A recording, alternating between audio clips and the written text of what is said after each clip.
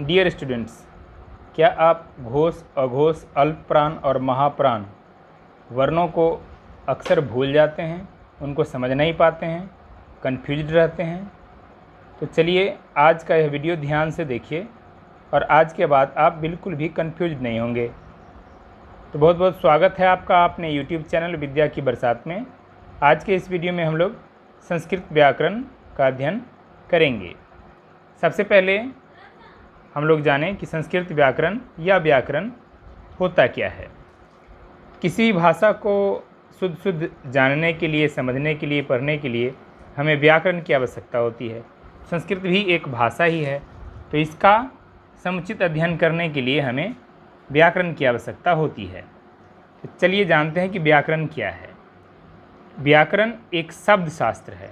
वास्तव में व्याकरण के अंतर्गत हम लोग शब्दों का अध्ययन करते हैं, जिसके अध्ययन से शब्दों की उत्पत्ति, यानी उसकी उत्पत्ति कहाँ से हुई, किस भाषा से हुई, कहाँ से यह शब्द लिया गया, इसका विकास कैसे हुआ शब्द का, उसका अर्थ और प्रयोग का सम्यक ज्ञान, सम्यक मतलब उचित, प्रॉपर नॉलेज होता है।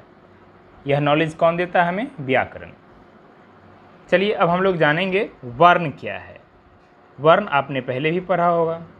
वर्ण या अक्षर जिसको बोलते हैं, वर्ण या अक्षर उस सार्थक ध्वनि को कहते हैं जिसका खंड नहीं हो सके, अर्थात जिसका हम टुकड़ा नहीं कर सकते हैं। जैसे अगर अ बोलते हैं हम, तो अ एक ऐसी ध्वनि है जिसको हम और ज़्यादा तोड़ नहीं सकते, उसको टुकड़ा नहीं कर सकते हैं।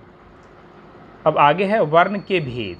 तो वर्ण के दो भेद होते हैं, स्वर वर्ण और व्यंजन वर्ण। स्वर और व्यंजन, ये उच्चारण के आधार पर इनका नामकरण किया गया है। स्वर वर्ण किसको कहते हैं? तो जिस वर्ण के उच्चारण में अन्य किसी वर्ण की सहायता नहीं ली जाए उसे स्वर वर्ण कहते हैं।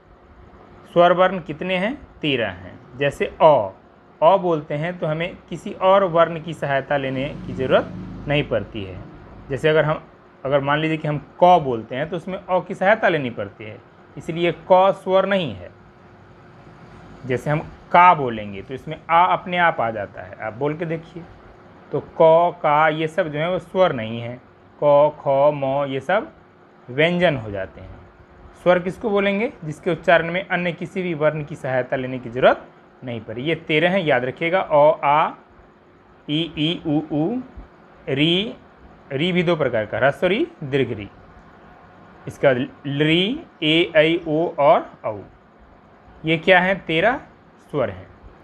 स्वर भी कई प्रकार के, इसके 3 भेद हैं। क्या क्या? ह्रस्व स्वर, दीर्घ स्वर और प्लुत स्वर। ये नामकरण इनका किया गया है इनमें लगने वाले समय के हिसाब से। जिसमें ज़्यादा जोर लगाना पड़ता है वो दीर्घ स्वर होता है, कम जोर लगाना पड़ता है वो ह्रस्व स्वर होता है, और उससे भी ज़्यादा, दीर्घ स्वर से भी ज़्यादा लगाना पड़ता है जिसमें जो उसको प्लुत स्वर कहते हैं। तो ह्रस्व स्वर किसको कहेंगे? तो ह्रस्व स्वर के उच्चारण में बहुत कम समय लगता है। ये 5 हैं, जैसे अ, ह्रस्वई, ह्रस्व, ह्रस्वरी और लृ। ये पांचों क्या हैं? ह्रस्व स्वर हैं। इनका उच्चारण करने में हमें ज़्यादा समय नहीं लगता है और जोर भी ज़्यादा नहीं देना पड़ता है। वहीं दीर्घ स्वर की बात करें तो दीर्घ स्वर के उच्चारण में ह्रस्व से दुगुना समय लगता है। इनकी संख्या 8 है। आ, दीर्घई, दीर्घऊ, दीर्घरी, ए, ऐ, ओ और औ। ये 8 जो हैं वो दीर्घ स्वर हैं। इसके बाद कुछ ऐसे भी स्वर होते हैं जिनका उपयोग मुख्य रूप से संबोधन वगैरह में किया जाता है, जिनको हम प्लुत स्वर के अंतर्गत रखते हैं।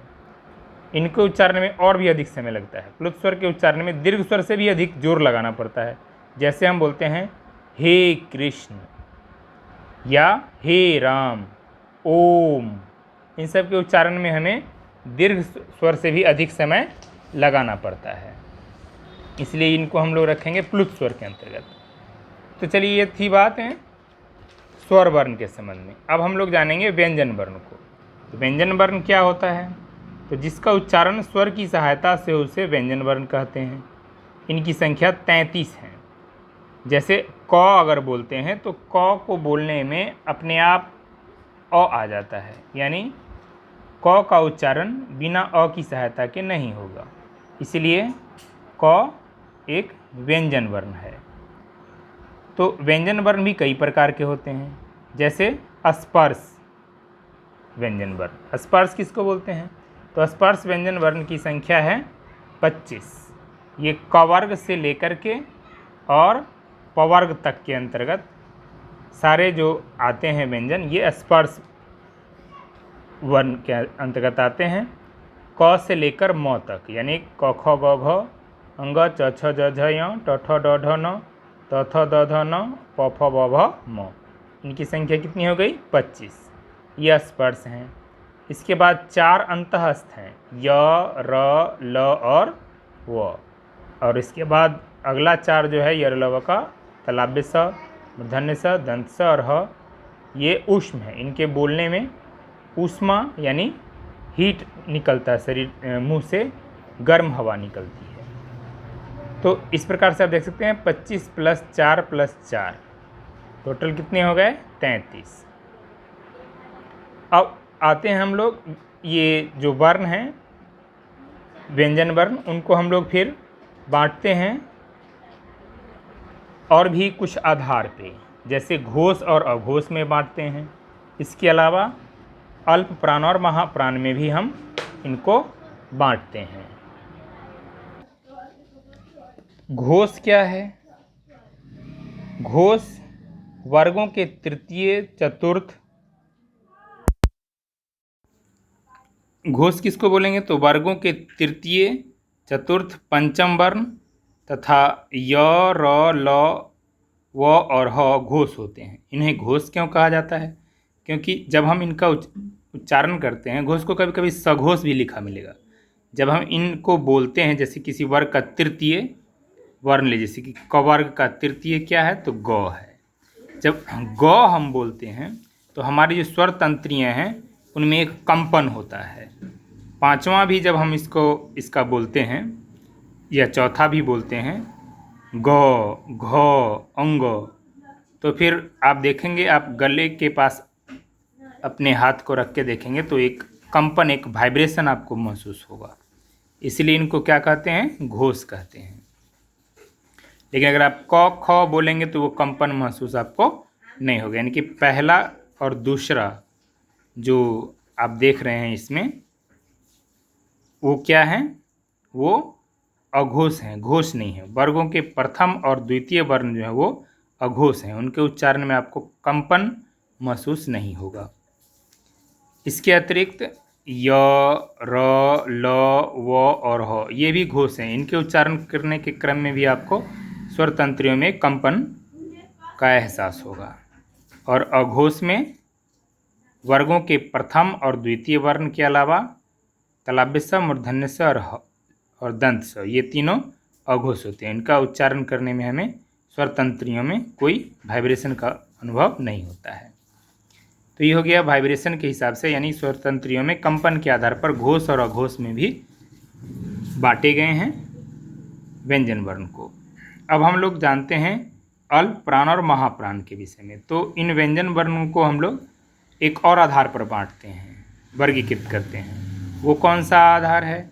तो वो आधार है, जब हम लोग बोलते हैं किसी को तो फिर हमारे मुख से वायु का प्रवाह कैसा निकलता है, ज़्यादा वेग के साथ या कम वेग के साथ, ज़्यादा मात्रा में या कम मात्रा में, उसी के आधार पर। जैसे कि अल्प प्राण में, अल्प का मतलब होता है कम, जिसमें कम प्रवाह हो वायु की, हमारे मुंह से कम प्रवाह निकले। जैसे हम लोग बोलते हैं वर्गों के प्रथम, जैसे क बोलते हैं तो मुंह से ज़्यादा वायु नहीं निकलता है, वायु का प्रवाह नहीं होता है।